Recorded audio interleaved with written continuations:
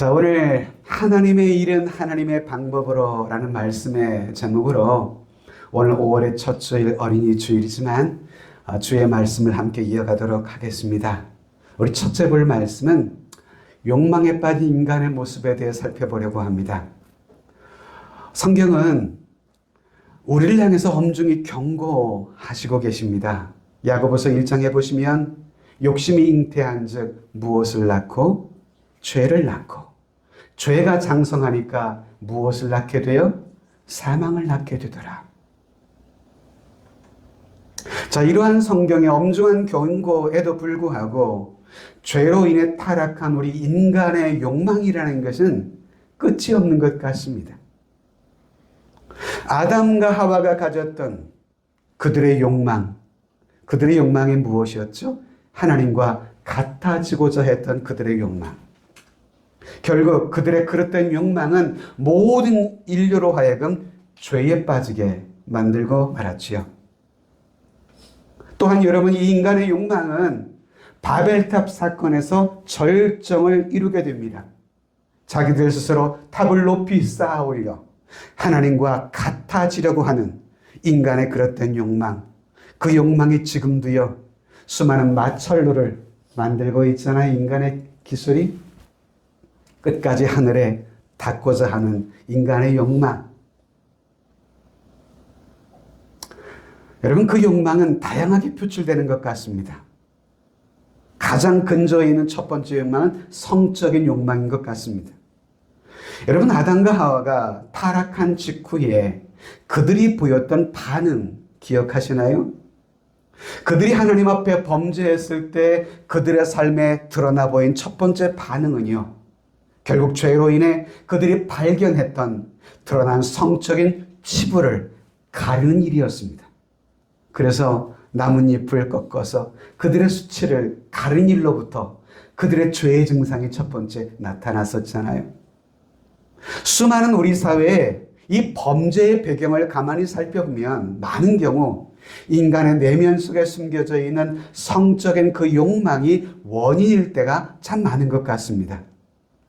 역사 이래로 나라가 멸망할 때 나타나는 극단적인 현상 중에 하나가 뭔지 아세요? 그 사회의 성윤리의 붕괴 현상입니다.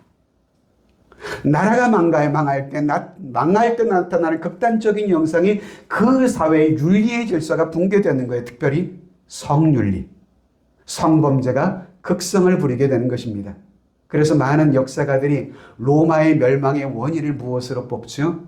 그 사회의 성적인 타락, 성윤리의 붕괴에 있음을 지적하고 있죠. 성경에 보면 창세기 6장에 당시 사람들의 극단적인 성적 타락의 모습을 성경은 기록하고 있습니다. 그리고 창세기 19장에 가보시면 이미 여러분 그 당시 사회에 벌써 동성애가 만연하고 있었음을 성경은 기술하고 있죠. 동성애는 오늘날의 사건이 아니에요. 무려 4,000년 전, 5,000년 전에도 인류 사회에 그들의 범죄의 행각으로 나타났던 모습이었습니다. 여러분, 오늘 우리 사회의 중요한 이슈 가운데 하나가 차별금지법, 거기 앞에 하나가 붙죠. 포괄적이라고 하는 차별금지법. 이 법의 숨은 배경 속에는 성경이 금하고 있는 자신의 성적 범죄를 정당화하려고 하는 이 사단의 가면을 우리에게 씌워놓고 있는 거예요. 그래서 죄책감을 느끼지 않고 마음껏 죄짓고자 하는 그러한 모습을 포괄적 차별금지라고 하는 그럴듯한 모습으로 위장하고 있는 것 아니겠습니까? 또한 여러분, 돈은 어떻습니까? 돈에 대한 욕망, 권력에 대한 욕망, 이것이 얼마나 인간의 인간됨을 해치는 부끄러운 모습으로 우리의 삶의 현상에 나타나는지 모릅니다. 이런 타락한 인간들의 그릇된 욕망이 때로 경건이라고 하는 가면을 쓸 때 가장 추악한 모습을 드러내기도 합니다. 예수님 당시의 종교 지도자들, 바리새인들, 서기관들, 그리고 제사장들, 여러분 이 사람들은 당시 유대 사회의 종교 지도자들이었거든요. 그런데 이들은 하나님의 성전을 자신들의 물질적 이권을 위한 강도의 구렬로 만들었잖아요. 그들은 자신들 속에 있는 이 돈에 대한 욕망을 경건이라고 하는 가면으로 교묘히 덮어쓰고 있었습니다. 그리고 외적으로 자신의 경건을 치장했습니다. 길거리에서 큰 소리로 오랜 동안 기도하기를 즐기며 많은 사람들에게 야, 저분은 참 경건하다, 겉으로 인정받고 싶어 했죠. 그리고 경건이 보이게 하는 의상을 입었습니다. 저는 사실 성의 가운을 그렇게 즐겨 입는 것 좋아하지는 않습니다. 성의를 입으면 무언가 목회자가 홀리스럽게 보이죠. 전 그래서 성례식 할 때 외에는 가능하면 성의복을 잘 가운을 입지는 않습니다. 뭐 입는다고 문제가 될 건 아니지만 이것 자체가 성의잖아요. 제가 예배를 인도하기 위해 제가 준비한 깨끗한 예복. 여러분, 양복은 성의 아니던가요? 하나님의 거룩한 예식을 위해서 입는 옷, 그것이 성의 아니겠습니까? 진짜로 간직해야 할 소중한 것들은 다 버리고 껍데기 경건만을 취하는 이들의 모습. 결국 여러분, 이런 사람들은 이후에 어떤 모습으로 극단적으로 나타나죠? 예수 그리스도를 십자가에 못 박으라고 외치는 주역이 되고 말았습니다. 여러분, 제가 목회하면서 보면 주변에 하나님의 거룩한 성전을 짓는 이 귀한 일에도요, 얼마나 많은 사람들의 탐욕이 개입되는지 여러분 아시나요? 제가 부교육자 시절에 대전에 섬기던 교회에서 성전을 건축하는 일을 제가 행정목사로서 함께 섬겼던 적이 있었어요. 그 당시 담임 목사님께서 이 성전 건축을 담당하는 위원분들에게 내리신 지침이 하나 있었어요. 목회자인 자신으로부터 시작해서 커피 한 잔도 결코 공짜로 대접받지 않겠다. 모든 일은 깨끗하고 투명하게 이 성전 건축의 전 과정을 진행한다. 뭐 이런 몇 가지 지침들을 가지고 있었어요. 그래서 건축위원회에서 매주마다 모이는 회의들은 그 다음 재직회 때 투명하게 여과 없이 숨김없이 다 오픈됐습니다. 여러분, 교회 건축에 스며드는 건축 브로커들이 있다는 것 아시나요? 그래서 이들은 목회자와 성전 건축에 관련된 이들을 대상으로 인해서 물질로 미혹하고 유혹합니다. 우리 건축사와 계약을 해주면 제가 목사님 차 한 대 사드릴게요. 이러고 유혹하는 거예요. 건축위원장한테 조용히 만나가지고 우리 건축사 만나면 차 한 대 사드릴게요. 여러분, 이런 게임에 빠져서 뇌물을 먹었다가 발각돼서 건축 이후에 도리어 교회가 온갖 시험과 시련, 여러분 혼란 속에 빠지는 교회, 한국교회 종종 있음을 보게 됩니다. 자, 여러분, 전 왜 이렇게 사설이 길었느냐 하면 오늘 본문을 보면 하나님의 축복이라는 것을 얻기 위해 온갖 인간적 속임수와 불법을 동원하고 있었던 어머니와 아들의 모습을 보게 되기 때문입니다. 전 이들의 모습 속에서 범죄에 타락한 인간의 조급한 모습들과 그들 속에 있는 그릇된 욕망을 우리가 함께 발견하기를 원하는 것입니다.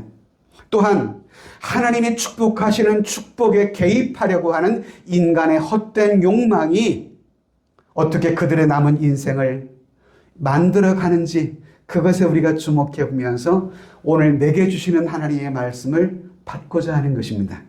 자, 두 번째 볼 것은 그래서 한쪽에 치우친 자녀를 향한 부모의 편애를 보고자 하는데요. 자, 오늘 1절에 보시면 이삭의 나이가 많아가지고 눈이 어두워져서 잘 보지 못하는 그런 상황이 전개됩니다. 이삭의 나이가 많아 눈이 어두워 잘 보지 못하더니, 아마도 당시 이삭의 나이는 137세였던 것으로 추정이 됩니다. 그리고 창세기 35장 29장에 가보시면 이삭이 몇 세에 죽었는가 하면 180세에 죽었거든요. 그러니까 137세 때 이미 눈이 어두워서 거동이 불편한 상태로 이후에 180세까지 약 43년을 이렇게 무기력한 채로 생존했던 사람이 이삭이었어요. 이때 이때 둘째 아들 야곱의 나이는 몇 살이었느냐? 77세의 나이로 추정이 됩니다. 77세. 적지 않은 노총각 신분이었죠. 그리고 이때에 야곱의 형이었던 에서는 이미 이방인 여자와 결혼해서 두 아내를 거느리게 됐었는데요. 이 일로 인해서 그의 부모였던 이삭과 리브가는 심히 근심했더라고 26장 35절에 보면 기록하고 있습니다. 그들은 바로 에서와 그의 처들에 대한 이야기입니다. 그들이 이삭과 부모의 마음에 무엇이 되었다고요? 근심이 되는 상황이었습니다. 이렇게 근심을 끼치고 있던 아들 에서에게 어느 날 아버지 이삭이 장자인 에서를 불러서 내가 너에게 축복하겠으니 별미를 만들어 오라는 그런 부탁을 합니다. 아마도 이삭은 생각하기를 물론 이후에 43년이나 더 살았긴 했지만 이때에 이삭의 이복형이었던 이스마엘이 137세로 약 14년 전에 이미 세상을 먼저 떠난 상황이었거든요. 그리고 자신 역시도 점차 좀 나이가 들어가면서 육체가 무기력해지는 것을 느끼는 상황이었어요. 그래서 이삭은 아마도 자신의 인생을 정리하려고 하는 그런 생각을 해보지 않았을까 생각을 해보기도 해요. 자, 그런데 여러분 문제가 하나 있어요.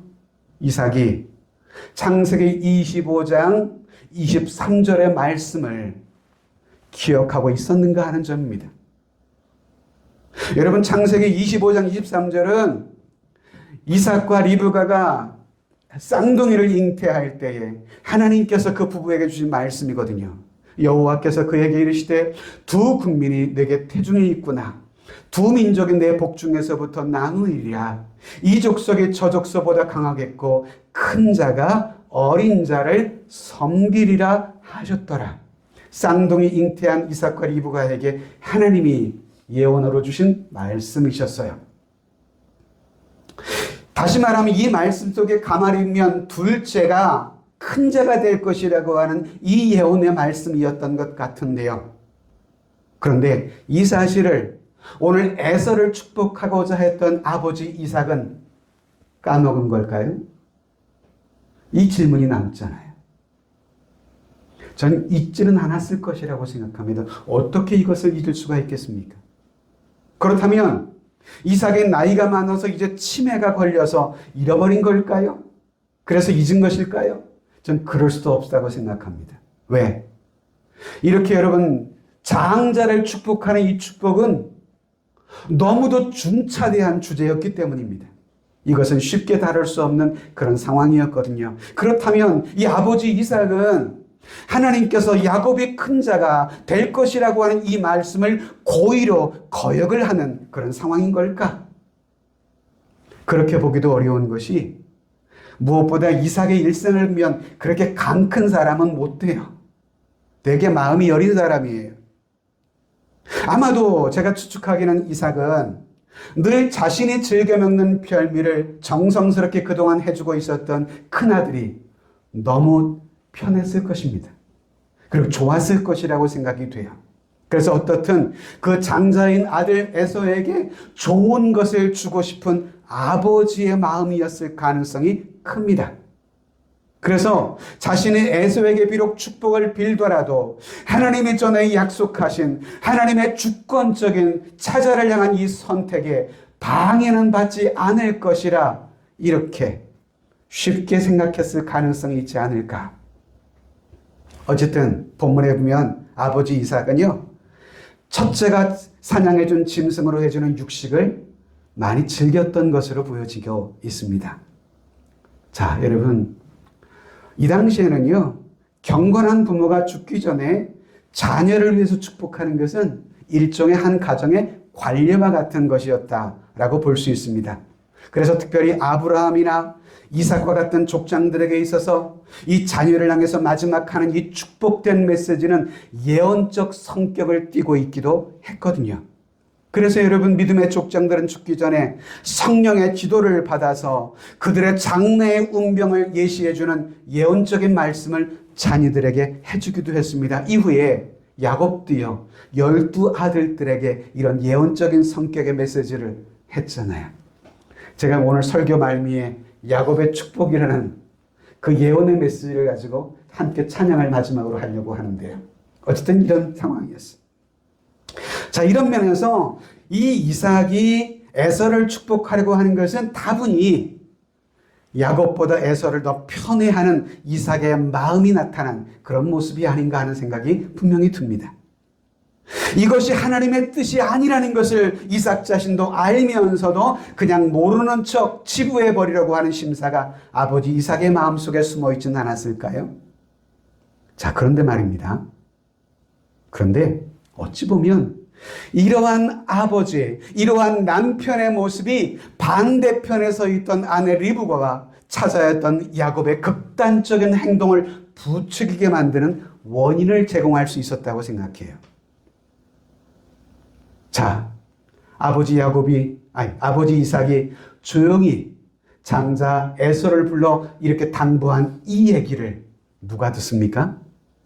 그의 아내 리브가가 듣게 돼요. 그리고 그 리브가는 남편 이삭이 첫아들 에서를 편애한 만큼 리브가는 또한 그의 찾아야 했던 야곱을 편애하고 있었던 그런 상황 아닙니까? 자, 세 번째 그릇돼지는 모자 사기극을 살펴보려고 해요. 아마도 리브가는요, 남편 이삭에게 이렇게 이런 상황 가운데 말할 수도 있었을 것이라 상상해 봐요. 이렇게 이삭이 에서를 축복하고자 할 때 리브가는 말하기를, 여보, 당신 기억 잃었어요. 하나님께서 이 아들들이 태어날 때 하나님께서 하신 말씀을 잊어버렸어요. 장자의 축복은 야곱에게 하는 것이 하나님의 뜻이라고 말씀하셨잖아요. 이렇게 남편의 의증 앞에서 정면으로 돌파할 수 있는 방법이 있었을 것 아니겠습니까? 그런데 리브가는 그렇게 하지 않았어요. 장성하다보다 노총각이었던 이 아들 야곱과 함께 이 상황을 놓고 전략회의를 소집한 것입니다.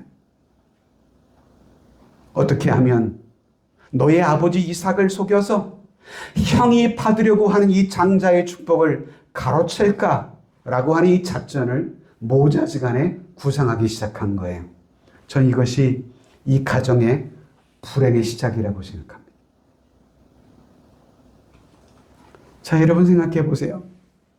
만일 장자의 축복을 야곱이 받는 것이 하나님의 뜻이라고 그렇게 리브가가 확신했다고 한다면 그 일을 이루어가는 방법 역시도 하나님의 방법이어야 하지 않을까요, 여러분?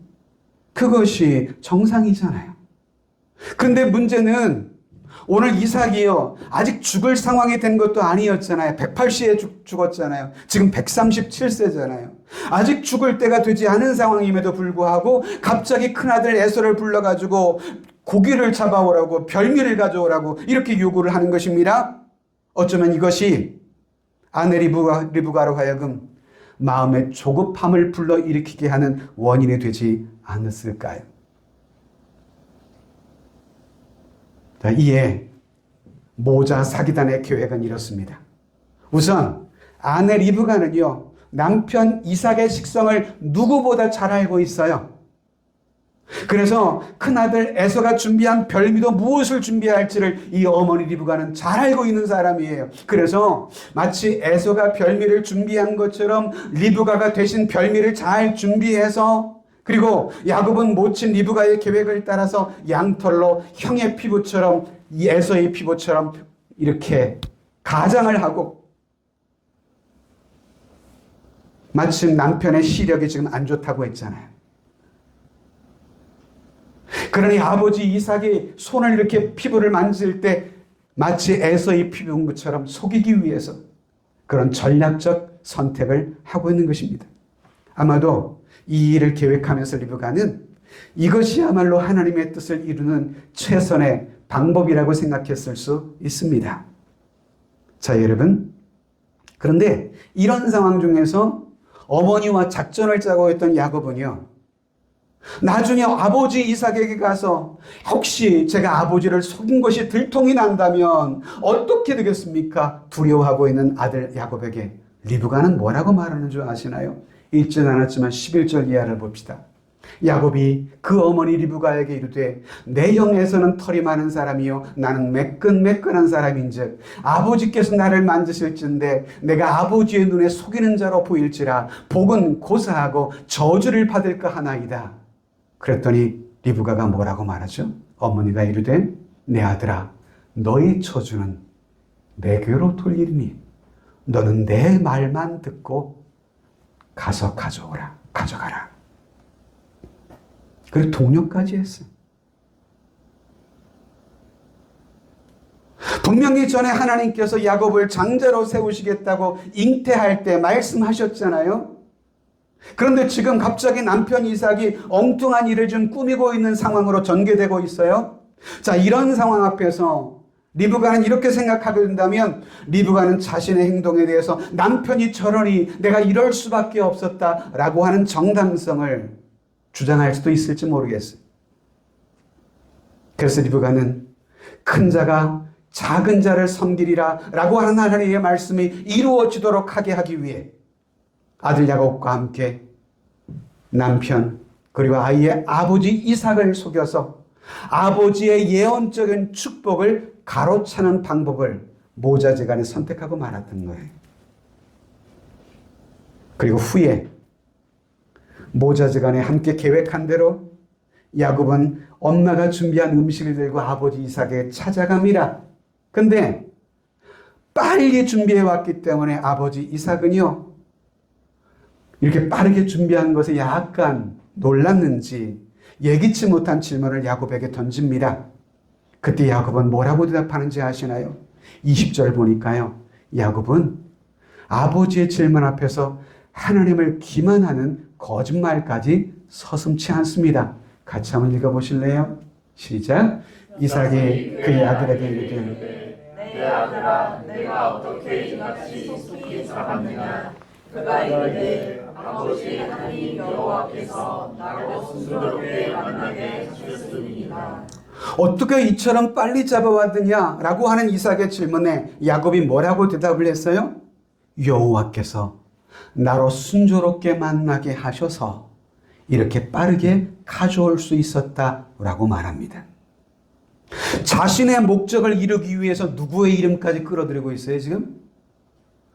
하나님의 이름까지 끌어들여서 사용하고 있어요. 결국 야곱은요, 장자의 축복을 순전히 인간적인 방법을 통하여 얻어내고야 맙니다. 이 사기극을 위해서 야곱은 형의 옷을 입어야 했고, 그리고 양털로 자신의 피부를 치장했으며 조마조마한 마음으로 아버지 앞에 가서 하나님의 이름까지 들먹이면서 아버지 이삭을 속여야 했습니다. 우리는 여기서 마지막으로 하나님의 일과 인간적인 방법에 대해서 함께 고민해 보려고 해요. 자, 여러분, 우리는 이 사건을 통해서 이런 질문을 해볼 수 있어야 합니다. 분명히 하나님께서는 동생 야곱이 형을 대신해서 장자의 축복을 누리게 될 것이라 말씀하셨잖아요. 그런데 이러한 하나님의 섭리와 그리고 인간의 욕망이 만나는 이 시점에서 무슨 일이 일어난 것일까요? 하나님의 섭리가 있습니다. 그리고 이를 거역하고자 하는 인간의 욕망이 부딪히고 있는 상황 아닌가요? 야곱이 형의 장자권을 팥죽 한 그릇에 빼앗을 때에도, 지금 부친을 속이고 장자의 축복을 가르쳐야 할 때에도, 여러분, 야곱과 그의 어머니 리브가가 사용한 이 방식은요, 전혀 하나님의 방법은 아니었었습니다. 이게 하나님의 방식인가요? 만일 여러분, 이들이 모자가 취한 방식이 하나님의 방법이었다면 에서도 이삭도 야곱도 리브가도 모두가 기뻐할 수 있는 방법이어야만 했어요. 그게 하나님의 방법이지요. 그런데 이 모자가 취한 방법은요, 자신들이 먼저 불안했어요.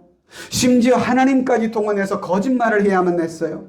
결국 이 일로 인해서 야곱은 그의 형 에서와 평생을 원수를 맺으며 지내가야만 했습니다. 심지어 늙은 아버지를 기만하며 속이는 일까지 서슴지 않았던 것이죠. 물론 이들의 모자 사기극으로 인해서 결국 결과는 아버지를 속여서 장자로서 받아야 할 축복을 야곱은 분명히 받았습니다. 28절 이하를 볼까요? 하나님은 하늘의 이슬과 땅의 기름짐이며 풍성한 곡식과 포도주를 네게 주시기를 원하노라.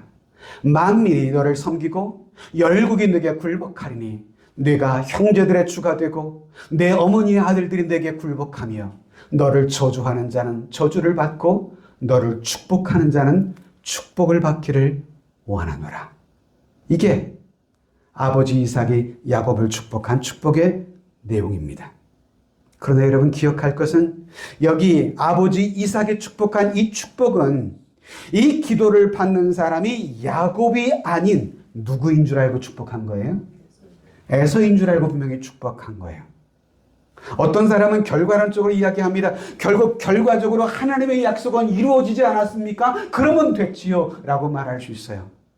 여러분 그건 공산주의적 사고방식이에요. 목적은 수단을 정당화할 수는 없잖아요. 목적이 선하면 수단도 올바라하죠. 하나님의 일은 하나님의 방식대로 해야만 하는 것입니다. 자, 여기서 제기되는 문제는 뭘까요? 우선 리브가와 야곱이 이렇게 행동했던 이유가 뭐냐 이거예요. 우린 그 이유를 알아야 우리도 이 함정에 빠지지 않을 수 있지 않겠습니까? 전 그 이유는 먼저는 이 가정이 부모의 편애로 인한 불안정한 상태에 놓여 있었다는 것이 이것이 첫 번째 이 가정의 문제의 원인이라고 생각해요. 그런 면에서 사랑하는 부모님 여러분, 오늘 어린이 주일 또한 우리 청소년들도 있지만 청소년 주일에 우리 사랑하는 자녀들을 편애하지 않기를 바랍니다. 편애는요 가정의 비극을 초래하고 말아요. 또한 그보다 더 중요한 이유가 있어요. 그것은 뭐냐 하면 이삭이 에서를 축복하려고 할 때 야곱과 리브가는요 자칫 장자권을 에서에게 빼앗길 것에 대한 어떤 마음이 있었기 때문이라고요? 조급함, 두려움이 있었기 때문이었어요. 이것이 이렇게 그릇되는 방법을 동원하면서까지 하나님의 이름을 기만하면서까지 장자의 축복을 빼앗으려 했던 원인이었던 것 같습니다. 근본적으로 이 사건은요, 하나님이 약속하셨던 예언의 말씀에 대한 믿음과 관련된 사건이에요. 처음 분명히 하나님께서는 큰 자가 작은 자를 섬길 것이라 라고 분명히 말씀해 주셨습니다. 그런데 문제는 그것이 언제인지 그 방법과 시기에 대해서는 하나님이 말씀하지는 않아 주셨어요. 자, 그런데 리브가와 야곱이 가만히 보니 지금 자신들 앞에 놓인 상황이 어때요? 장자의 축복이 형 에서에게 갈 수밖에 없는 상황이 전개되고 있었잖아요. 그러니 이 인간적인 조급함과 욕망이 이 모자로 하여금 인간적인 방법을 동원하면서까지 이 일을 이루가도록 몰아가 버린 것입니다. 자, 여러분 사람이 이처럼 조급함에 사로잡히게 되면요 그들에게 의해서 수단과 방법 문제가 되지 않아요. 그것만 이루면 되는 거예요. 즉 여러분 모친 리브가와 아들 야곱 이 둘의 헛된 욕망과 조급함의 합작, 이것은 결국 희대의 사기극을 연출하는 모습으로 나타난 것이죠. 전 그래서 오늘 이 사건이 우리에게 던지는 신앙생활의 도전이 뭔지를 좀 생각해 봤으면 좋겠어요. 여러분 우리 역시도요 얼마든지 리브가처럼 야곱처럼 이렇게 살 가능성이 농후한 사람들이라 이 말입니다. 왜? 우리 안에 이러한 탐욕이, 욕망이 있겠기 때문이에요. 제가 전에 대전에 사역할 때 한참 송강의 관평동이 개발되고 있었던 상황이에요. 어느 음식점에 갔더니 옆에 있는 어떤 사람들이 이야기를 하는데 평소에 1년이 가도 한 번도 서울에서 부모님 찾아뵙지도 않던 자녀들이 갑자기 불나듯이 자녀에게 주말마다 내려온다는 거예요. 왜? 거기 송강 지역 구중마을에 살고 있던 그 할아버지 할머니들이 시골의 산과 땅을 소유하고 있는데 이제 그 땅값이 올라간다, 보상을 받는다고 하니 그 보상받는 유산의 욕심 때문에 그때 막 늙은 거예요. 참 너무 속보이는 모습 아닌가요? 참 우리 모두에게 이런 욕망이 없다고 누가 부정할 수 있을까요? 리브가와 야곱의 모습은 그들만의 모습은 아닌 듯합니다. 가끔 하나님의 일들을 한다는 사람들 중에도요, 다는 아니지만 하나님을 기만하고 하나님의 이름을 이용하는 사람들이 있습니다. 사실은 그 깊은 내면 속에는 자신의 개인적 욕망과 성공을 위함인데 그것을 위해서 하나님의 이름을 끌어들이고 있는 거예요. 이런 인간적인 욕망이 어떤 상황으로 인한 조급함과 손잡을 때 최악의 조합이 되고 마는 것입니다. 이럴 경우 하나님은 그저 내 욕망을 이루기 위한 도구에 불과한 거예요. 하나님을 그저 내가 이용하는 것뿐입니다. 여러분, 우리가 하나님의 도구가 되는 사람들이지 하나님이 내 삶의 어떤 욕심을 위한 도구로 되면 안 되잖아요. 이 신앙생활을 거꾸로 하는 거예요, 이거는. 그래서 우리는 분명히 이렇게 말해야 합니다.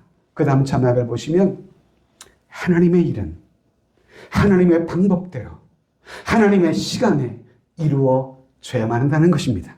할렐루야. 우리 노란 글씨 같이 읽어봅시다. 시작. 하나님의 일은 하나님의 방법대로 하나님의 시간에. 그러므로 우리가 주의 일을 할 때 유의할 것이 있어요. 그 일을 함에 있어서 아무도 상처를 가능한 받지 않도록 해야 한다는 것입니다. 자, 그런데 여러분, 오늘 본문의 사건 이후의 모습을 보실까요? 리브가와 야곱의 이런 행위로 인해서 물론 야곱이 장자의 축복을 받기는 했습니다마는 이러한 그들의 그릇된 욕망과 행태 때문에 그들의 삶의 이후에 어떠한 모습으로 그 가정이 달라지던가요?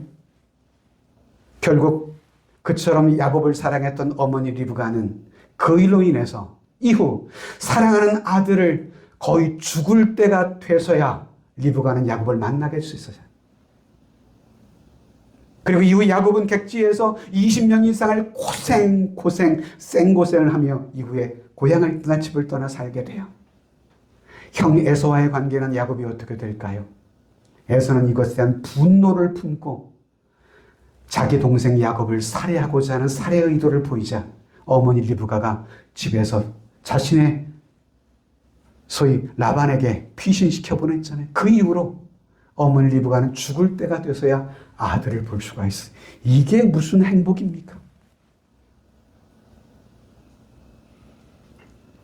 그래서일까요? 말씀을 맺으려고 하는데요. 야고보서 4장에 보면 야고보 장로는 우리에게 이렇게 교훈해 줍니다. 내일 일을 너희가 알지 못하는도다. 너희 생명이 무엇이냐? 너희는 잠깐 보이다가 없어지는 안개니라. 우리 자녀 여러분, 우리가 오래 살 것 같잖아요. 여기 어른들도요, 오래 살 줄 알았을 거예요. 특히 우리 연세 되신 우리 목사님도요, 80 후반을 달려가지고 계시는데 언제 내 인생이, 내 나이가 이렇게 됐지? 몸은 늙었지만 마음은 아직도 청춘 같은데. 그죠, 권사님?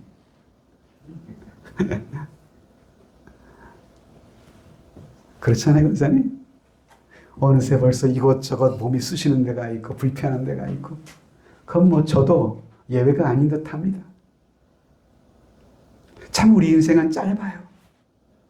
그 짧은 인생을 살아가면서 과도한 욕심을 품으면요, 우리의 마음은 조급함에 빠지게 됩니다. 결국 이 조급한 마음이 나와 주변 사람을 해칠 뿐만 아니라 하나님의 이름마저 욕되게 만들어버리고 말도 아닌 것을 야곱과 리브가의 사례를 통해서 교훈받게 되더라는 것입니다. 너무 자주 하나님의 일이라고 하는 이름을 가지고 나의 조급함과 나의 욕망이 미화될 때가 얼마나 많은지 모릅니다. 이것은 저도 예외가 아닌 듯해요. 개척한 지 이제 한 2달 후면 만 2년이 돼갑니다. 6월 말이 저희 개척 설립한 달이거든요. 그러니까 1년 10개월 됐네요. 딱. 개척하고 한 5, 6개월 이상을 사모와 우리 자녀와 함께 예배를 드렸어요. 참 안에 앉혀놓고 설교하는 것 여러분 한번 해보세요. 쉬운 일인가? 저를 너무도 잘 나는 제 아내 앞에 설교하는 게 제일 힘들어요. 특히 내 자녀들 앞에 설교하는 것. 제가 그동안 부교육자 할 때는 아이들하고 만날 일이 없었어요. 단임 목회를 하면서 늘 아이들이 함께 저를 다 보고 있잖아요. 집에서 저의 모습, 강단에서 전하고 말하는 행동하는 저의 모습, 저의 부끄러운 모습도 수치스러운 모습도 다 우리 아이들은 알잖아요. 개척하고 나서 마음에 저 조급함이 찾아옵니다. 하나님, 우리 교회가 성장해야 되는데 빈자리가 너무도 많습니다. 하나님 일해 주십시오. 이런 조급함이 저로 하여금 때로 실망과 낙심의 마음을 가져올 때가 있어요. 그때마다 주님께서 주시는 말씀이 인내하라는 말씀이셨어요. 인내하라. 하나님의 때에 하나님이 이루시리라. 그런 가운데 인내하며 한 주 한 주, 한 달, 두 달 사역하면서 한 가정, 한 사람, 한 사람들을 만나게 하셔서 오늘도 여기에까지 이르게 된 것입니다.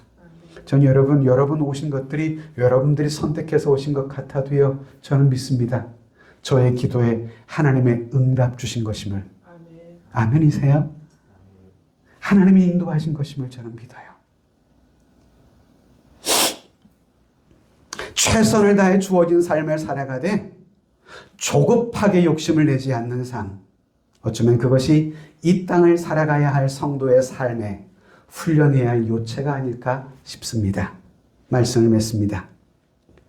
나이가 조금씩 더 들어갈수록 조급해지는 내 마음을 사로잡아 조금씩 더 내려놓음으로 날마다 신실함으로 하나님 앞에 나아가는 인격과 믿음의 아름다움이 내 삶에 더욱 필요하지 않을까.